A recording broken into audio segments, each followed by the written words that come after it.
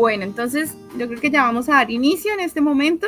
Muchas gracias a las personas que están conectadas. Yo sé que hay varias personas interesadas. Por ahí me escribió alguien desde Puerto Rico, ahorita Rosa que está escribiendo desde Perú. Muchas gracias a todas las personas que han mostrado su interés por saber un poco más de este tema, querer hablar, ¿sí? Querer hacer como visibilizar de una u otra manera este tipo de enfermedades, trastornos mentales que tienen un tabú muy grande realmente en la sociedad, muy poco se quiere hablar del tema a pesar de que son muy comunes y vamos a ver que casi siempre uno tiene alguna persona cercana, uno conoce a alguien con algún tema, un trastorno neuropsiquiátrico, llámese ansiedad, depresión, trastorno de estrés postraumático, trastornos relacionados con adicciones, o sea, hay muchísima información y pues bueno, pues lo importante es poder conocer un poco más sobre diferentes enfermedades para poder brindar apoyo y ayuda a otras personas, ¿no? Entonces, vamos a dar inicio. Recordemos, el live del día de hoy está dedicado a hablar sobre el trastorno obsesivo compulsivo, que en algunos casos la abreviación más simple es TOC, ¿no? Entonces, vamos a referirnos a trastorno obsesivo compulsivo como TOC. Y pues vamos a hablar entonces precisamente de algunas generalidades de esta enfermedad. Entonces, si quieres, pasamos a la siguiente diapositiva, por favor, Paola. Listo, entonces, ¿a qué hace referencia el trastorno obsesivo compulsivo? Entonces, esta enfermedad se va a caracterizar básicamente por la presencia tanto de obsesiones y o compulsiones. ¿Por qué pongo y o? Porque puede ser que se presenten solo obsesiones sin necesidad de que existan los patrones, digamos, compulsivos, o puede que se presenten en conjunto, ¿sí?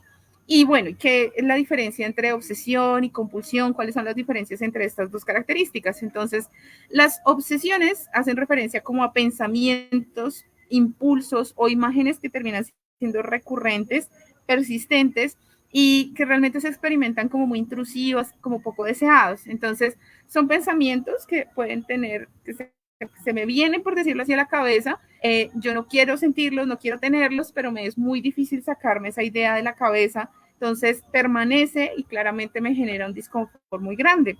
En algunos casos, debido a que la sensación de pensamiento es bastante intrusivo, persiste, se empiezan a generar una serie de actos que nosotros llamamos compulsiones, que sirven como, entre comillas, para aliviar un poco esta sensación de malestar que llevan los pensamientos obsesivos. Entonces, las compulsiones van a ser como tal, entonces, conductas, ¿sí? Son conductas repetitivas o actos mentales que la persona hace, ¿sí? Con el objetivo de dar respuesta como a esta obsesión que se está dando. Y el objetivo también es que se cumpla una serie de reglas como muy rígidas que se puedan llegar a tener.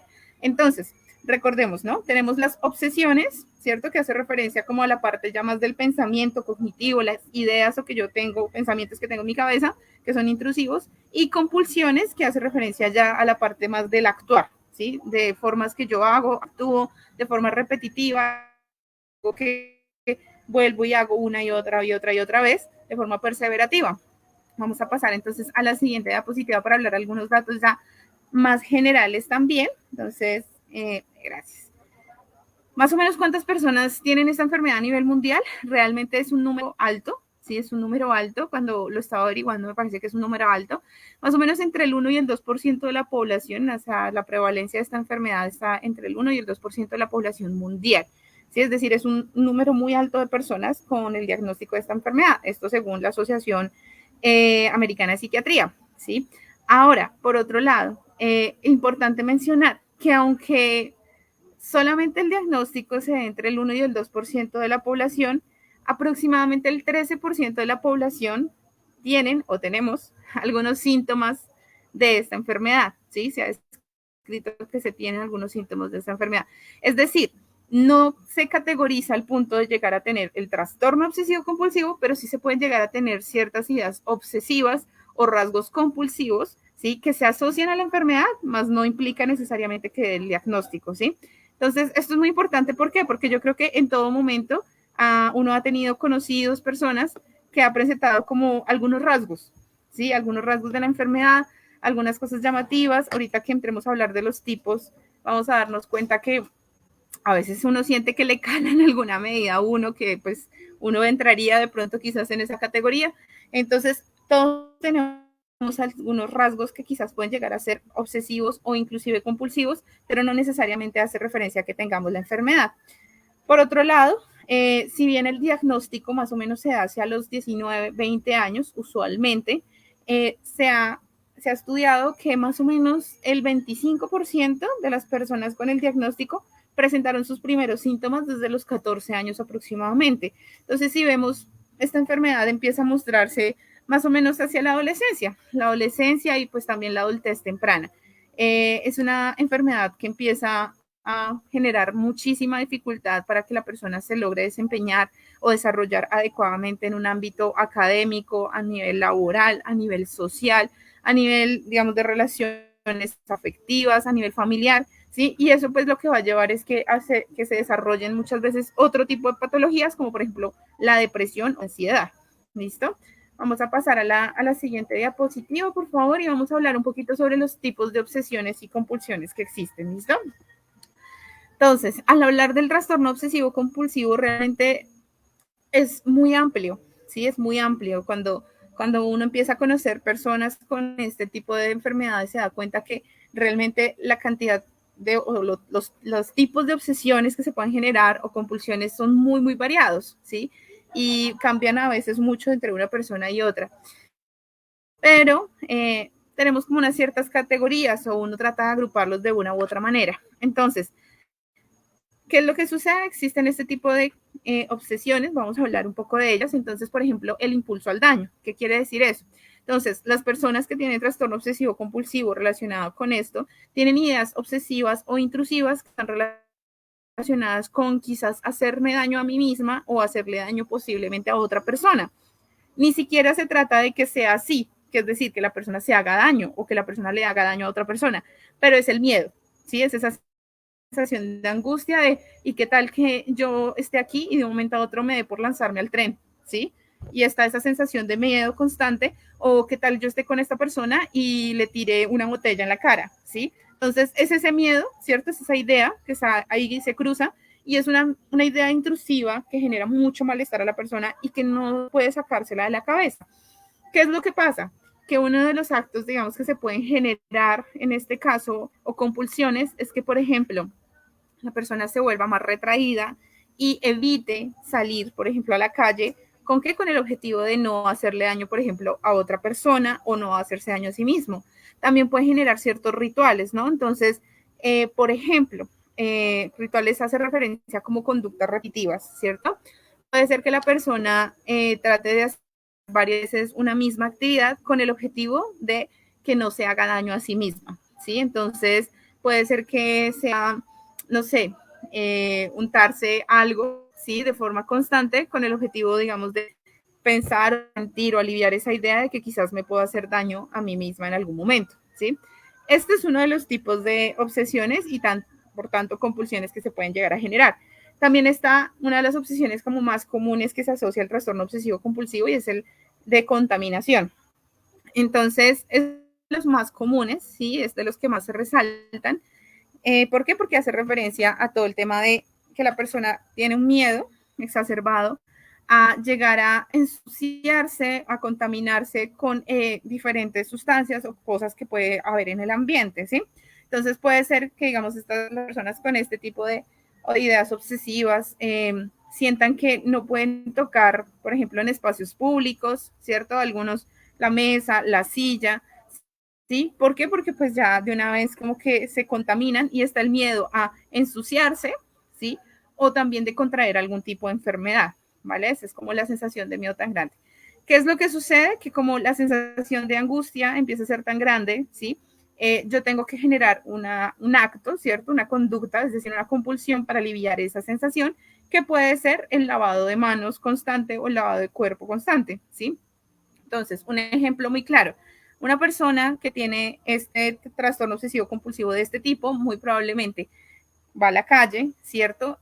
Toca algo en algún momento, o alguien también puede llegar a tocarlo, la mano o algo por el estilo, y la persona va a llegar a la casa con la necesidad o va a entrar a un baño lavado en algún momento y va a tener la necesidad de lavarse las manos continuamente.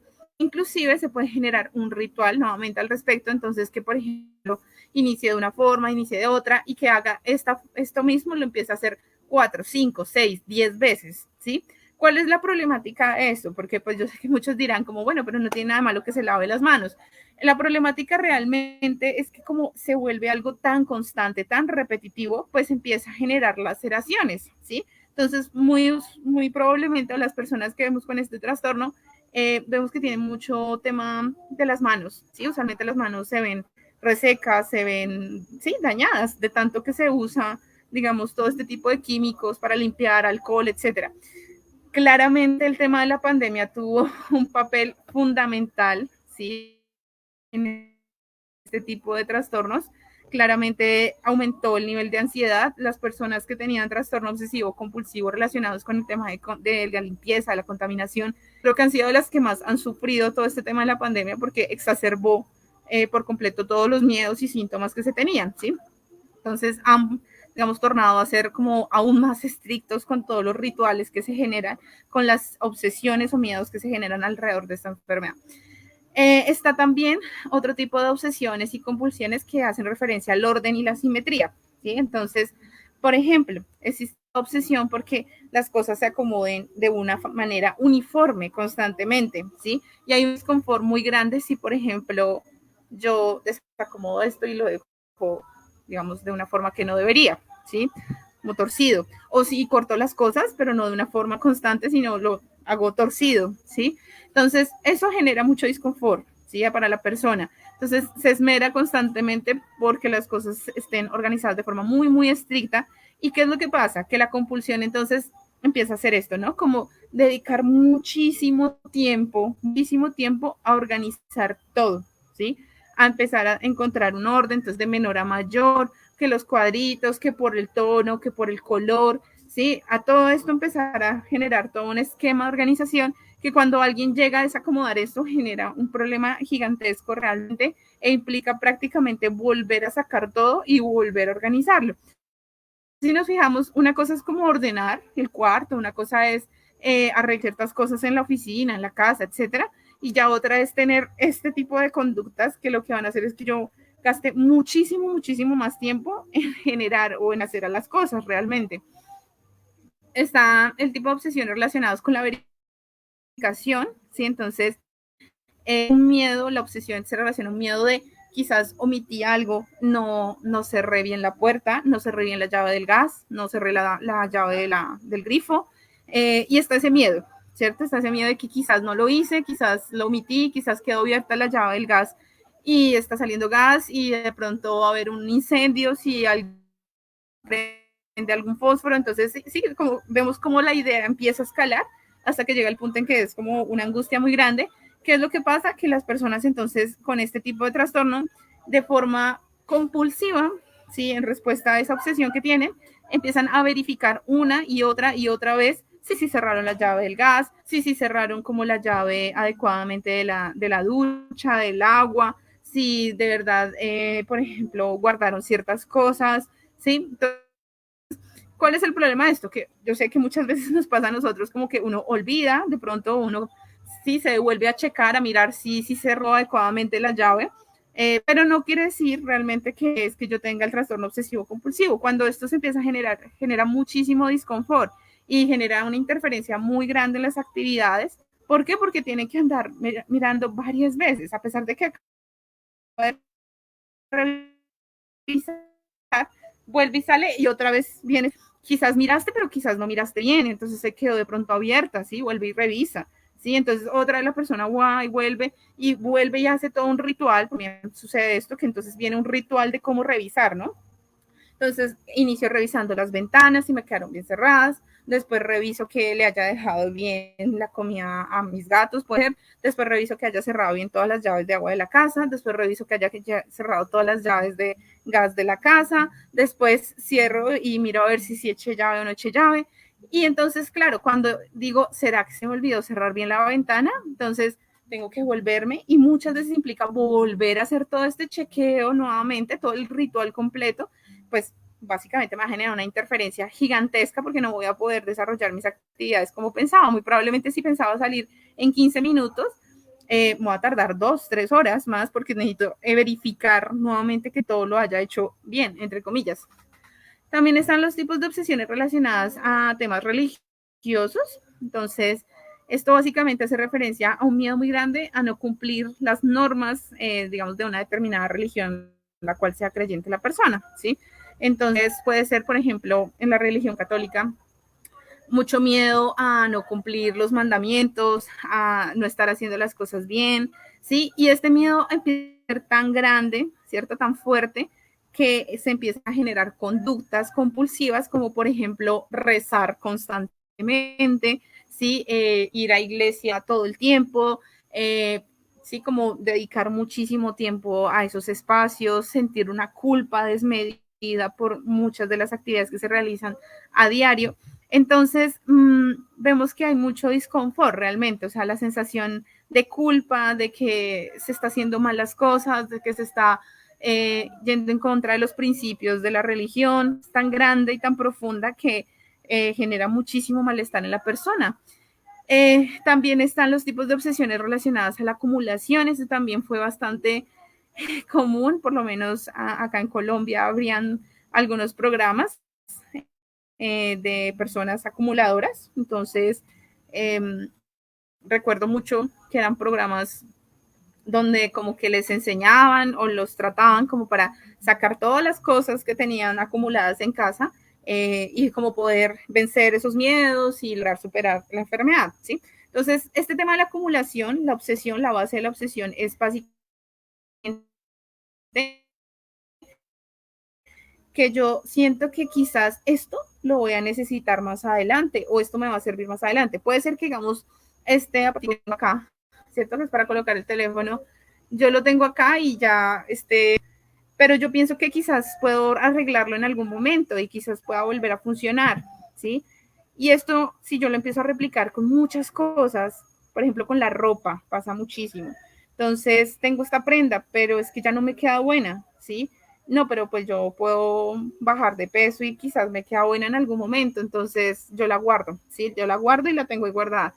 Y empiezo a acumular, acumular, acumular un montón de cosas, ¿sí? Que cuando me doy cuenta, entonces ya no hay espacio en la casa, tengo muchísimas cosas diferentes en la casa y se vuelve algo problemático, ¿sí? Ahora, también está los tipos de obsesiones relacionadas con el aspecto más afectivo relacional, ¿sí?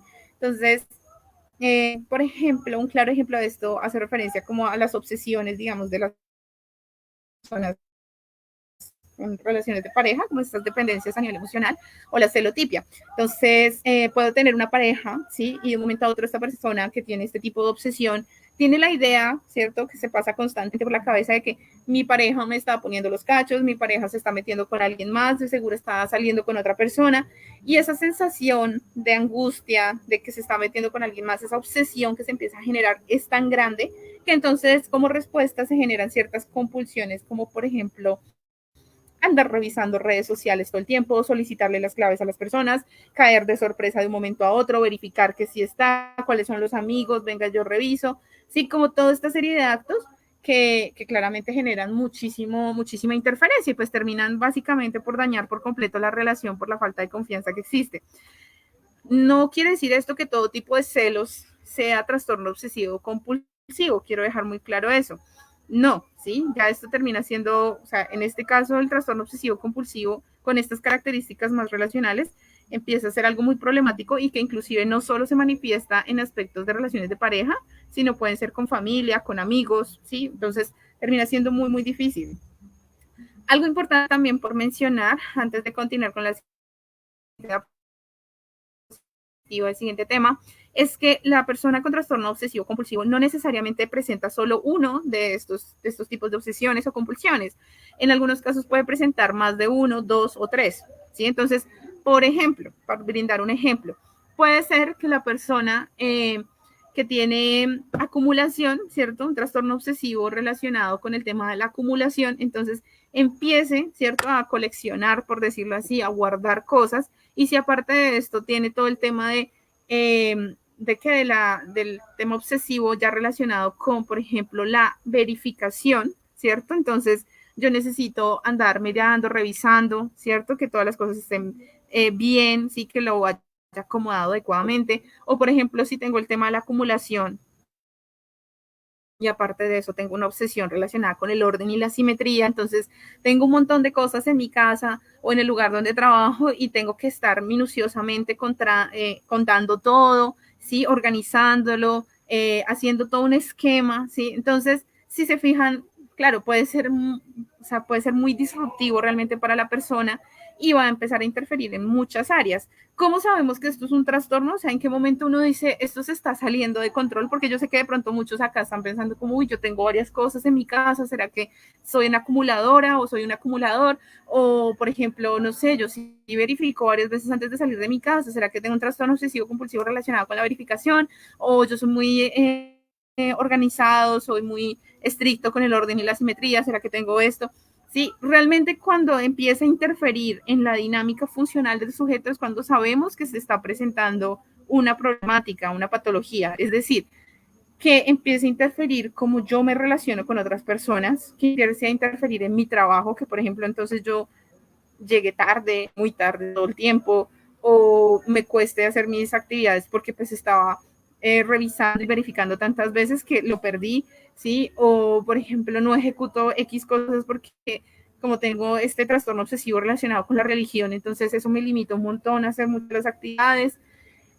Cuando empieza a generarse toda esta interferencia tan fuerte, realmente es cuando decimos como hay que consultar, ¿sí? Es un tema ya patológico y hay que consultar. Tiene un manejo, sí, pero hay que empezar a hacer un tratamiento.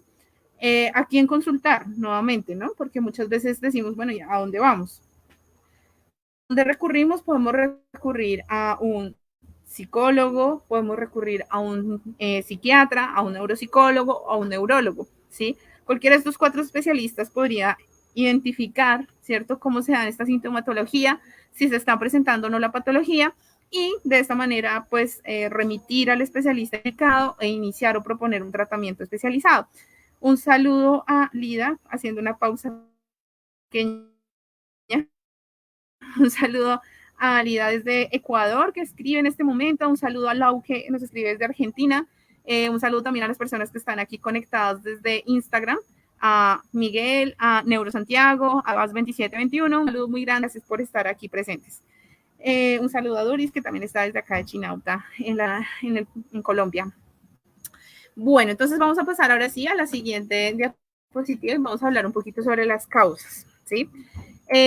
Las causas pueden ser múltiples, realmente no es una enfermedad de una única causa, no es como que me caí y entonces me golpeé la cabeza y gracias a eso es que tengo trastorno obsesivo compulsivo, no, realmente no se genera así de esa manera y hemos visto que existen múltiples causas. El aspecto genético va a tener un papel, sí, importante, pero no determinante. Eso quiere decir que hay más o menos unos 80 genes candidatos en este momento relacionados con el trastorno obsesivo compulsivo. Eso quiere decir que dentro de quienes hemos estudiado el tema de genética, nos hemos dado cuenta que existen ciertos genes, que llamamos también polimorfismos, que pueden empezar a interferir o que tienen una relación o se presentan en mayor medida en las personas que tienen trastorno obsesivo compulsivo en relación a la población, digamos que, entre comillas, promedio. Y también sabemos que hay una carga genética importante. ¿Por qué? Porque aproximadamente existe un 10.3 más o menos porcentaje de herencia de la enfermedad. ¿Qué quiere decir esto? Que si, por ejemplo, yo tengo trastorno obsesivo compulsivo y tengo hijos, ¿sí?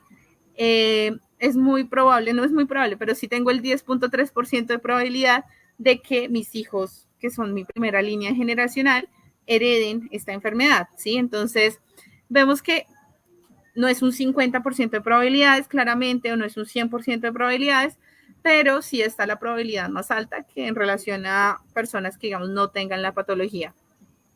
Pero claramente, como les decía, esto no va a ser lo único que interfiere, ¿no? Porque pues también tenemos aspectos ambientales que son muy importantes y que no hay que dejarlos de lado.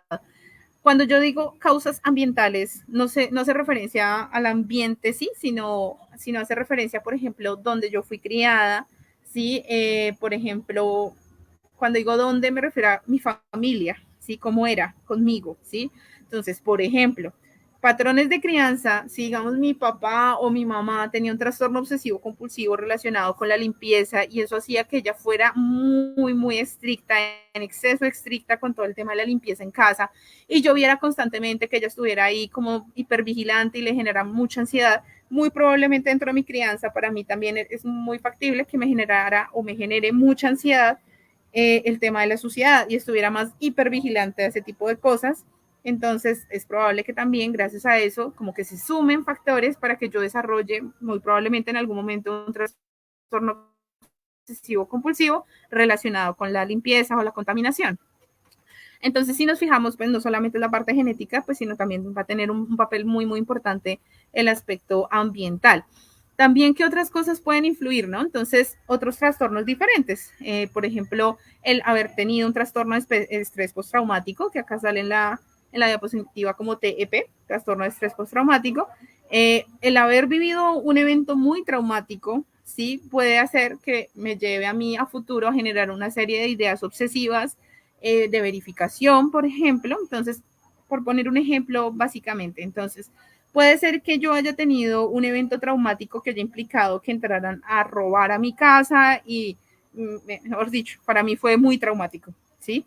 Entonces, eso genera que después yo tenga una conducta de pensamientos obsesivos relacionados a que me van a hacer daño y por tanto genera una serie de conductas compulsivas, por ejemplo, de verificación de que todo esté bien cerrado, de que todo esté adecuado, me encierre más porque me da miedo que me lastimen en algún momento. Entonces, si se fijan, pues termina siendo un trastorno de estrés postraumático el que me genera después un trastorno obsesivo compulsivo. También los trastornos de ansiedad generalizada pues pueden llegar a generar un trastorno obsesivo compulsivo porque recordemos que estas ideas obsesivas generan un nivel de ansiedad bastante alto. ¿Sí? Entonces, al tener mi ansiedad tan alta, ¿sí? Es muy probable que entonces yo necesite generar ciertas conductas compulsivas como para aliviar esa sensación de ansiedad y pues ahí entonces empieza a ver como de forma concomitante el trastorno obsesivo compulsivo o TOC. Y biológicamente, pues también tenemos cambios a nivel químico y a nivel neurofuncional que se han identificado con diferentes estudios. Entonces, vamos a ir a la siguiente diapositiva, en algunos modelos también neurofuncionales y en algunos cambios también a nivel químico cerebral que se han descrito. Entonces, en la parte de la diapositiva inferior derecha, vamos a empezar por ahí, hace referencia como a un tema químico a nivel cerebral y pues es relacionado con los neurotransmisores. Se ha identificado que en el trastorno obsesivo compulsivo existe un déficit, ¿cierto?, en cómo funciona adecuadamente el sistema de neurotransmisión de la serotonina. Entonces, básicamente, muchos de los tratamientos van a estar dirigidos a medicamentos que estén, por ejemplo, con inhibidores selectivos de la recaptación de serotonina. ¿Por qué? Porque entonces la serotonina no es que abunde en el cerebro como debería ser, por ejemplo, en el trastorno obsesivo compulsivo, lo que genera entonces una serie de cambios a nivel funcional, anatómico, cerebral, que lleven a que se presenten estas ideas obsesivas de forma permanente o de forma persistente. Adicional a eso, también se han estudiado otros cambios. Por ejemplo, hay cambios en los circuitos gangliobasales, ¿sí?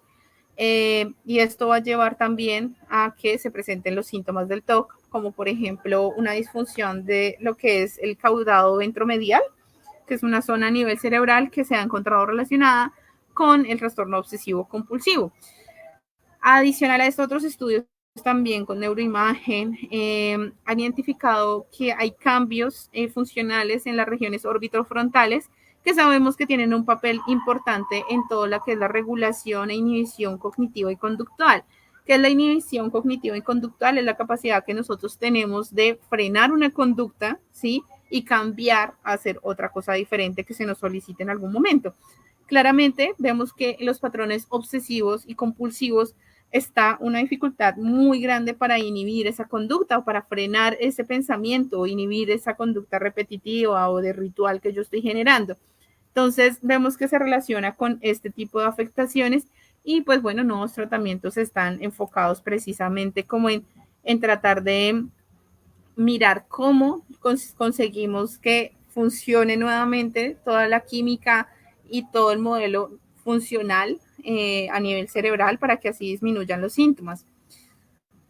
Ahora vamos a hablar pues de la parte como también más importante y es como el tema del tratamiento, ¿no? Entonces, vamos a pasar a las siguientes 2 diapositivas, por favor.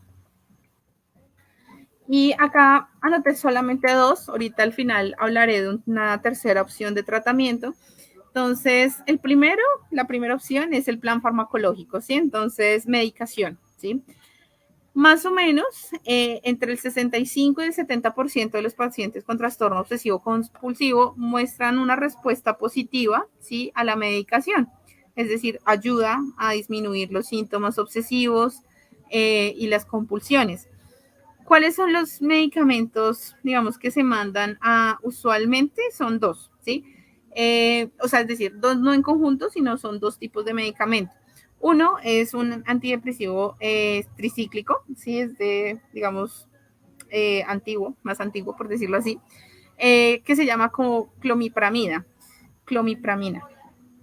Es un medicamento que se usa muy habitualmente para el trastorno obsesivo compulsivo. Hay otros medicamentos que, como les mencionaba antes en la anterior diapositiva, lo mencionábamos debido a que pues hay unos problemas ahí en la recaptación de serotonina, pues se mandan inhibidores de la recaptación, inhibidores selectivos de la recaptación de serotonina, ¿cierto? Entonces, ¿cuáles son algunos de estos medicamentos? Pues por llamar algunos está la floxamina, la fluoxetina, la sertralina y la paroxetina, ¿sí? Son medicamentos, digamos, que se consiguen relativamente con facilidad, ¿cierto? Pues con fórmula médica, claramente, por lo menos aquí en Colombia se consiguen con fórmula médica.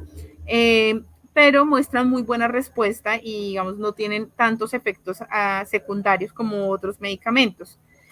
También está el tratamiento con terapia cognitivo-conductual, que es la que mejor respuesta ha mostrado, ¿sí? Porque si bien, digamos que el plan farmacológico nos va a ayudar como a regular este tema de la química a nivel cerebral, eh, el tema de los pensamientos, ¿cierto? De todo este tema cognitivo que me lleva a mí a actuar, ¿sí? De una forma repetitiva, compulsiva, ritualística.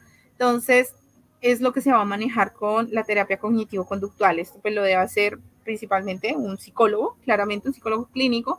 Entonces, puede ser por técnicas de exposición gradual, ¿sí? A una situación que genera ansiedad. Entonces, por ejemplo, una de las propuestas que puede hacer el terapeuta a una persona con trastorno obsesivo compulsivo relacionada con el tema de contaminación es estar, por ejemplo, un poco más expuesto a cierto ambiente que le genere de pronto normalmente mucha aversión, ¿sí? Entonces, por ejemplo, no sé, sentarse en un espacio público, ¿sí? Que puede ser algo que de pronto al paciente le genere mucho disconfort, pero se puede proponer técnicas de exposición claramente graduales, ¿sí? Porque pues si es de choque no sirve, o sea, realmente es contraproducente.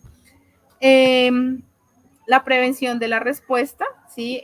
Básicamente lo que propones consiste en retardar o disminuir básicamente los rituales, ¿sí? Entonces la propuesta va a ser, por ejemplo, que si la persona, en el mismo ejemplo de la persona que tiene el trastorno obsesivo compulsivo relacionado, entonces en esta ocasión con el tema de la limpieza, lo que vamos a hacer es que se le va a proponer que en vez de bañarse 6 veces las manos, se las bañe 5 veces, ¿sí? Entonces, eso, digamos, es una propuesta a nivel conductual y el objetivo de esto es que la persona se dé cuenta que al disminuir la cantidad de veces, por ejemplo, que se baña de 6 a 5, note que no hay ninguna afectación a su salud, a su bienestar y que no va a pasar nada malo, porque claro, la sensación que se origina es de si no lo hago tantas veces, si no lo hago 5 veces de esta forma, es muy probable que me enferme o es muy probable que no esté descontaminada por completo. Entonces, si empezamos a reducir esa cantidad de veces y vemos que, claro, pues le demostramos al paciente como, mira, no te has enfermado, mira, estás bien, mira las cosas como,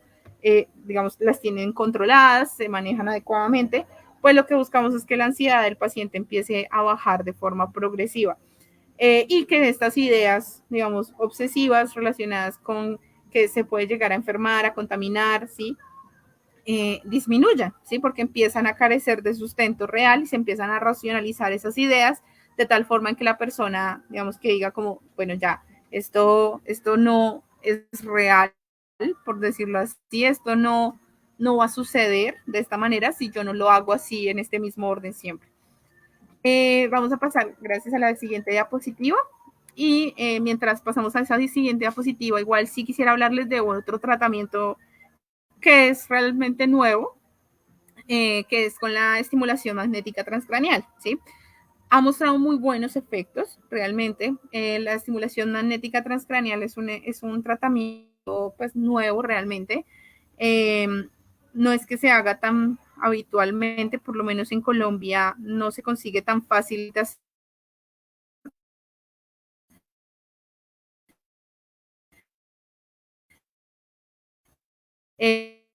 Un tratamiento por estimulación magnética transcranial en la corteza prefrontal, sí, en la parte izquierda, ¿sí? Entonces, el tratamiento va a estar dirigido a estimular esa zona, por ejemplo, a nivel cerebral. ¿Para qué? Para que así haya una disminución del malestar o las obsesiones que se puedan generar. Todos estos tratamientos siempre deben trabajarse en conjunto. Es decir, cuando los pacientes llegan a hacerse un tratamiento por estimulación magnética transcranial, no dejan la medicación y en conjunto también están llevando un tratamiento terapéutico.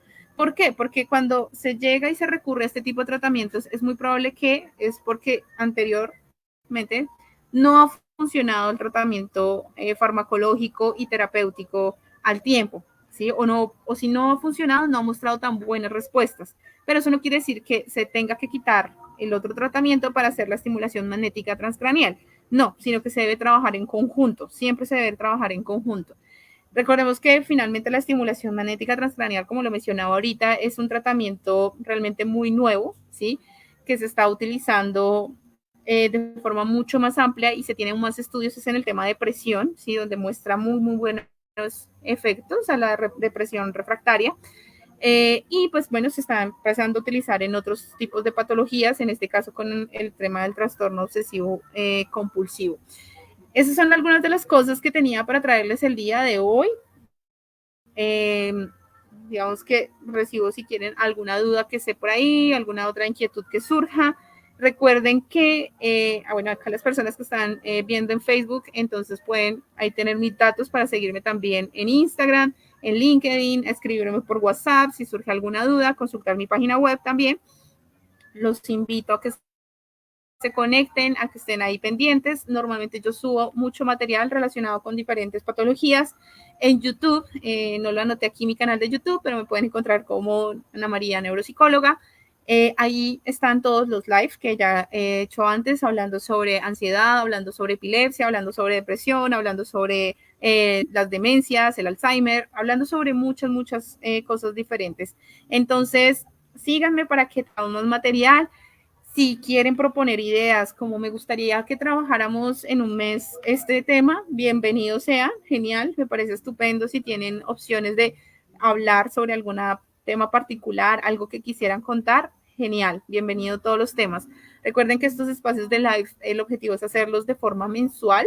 Mensualmente se sube este tipo de material que es mucho más extenso, pero pues normalmente pues publico bastante contenido diferente semanalmente. Entonces, vamos con Beto, que escribe entonces, dice, gracias Paola.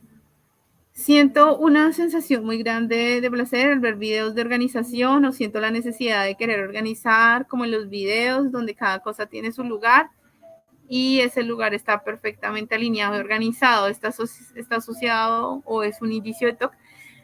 Bueno, depende.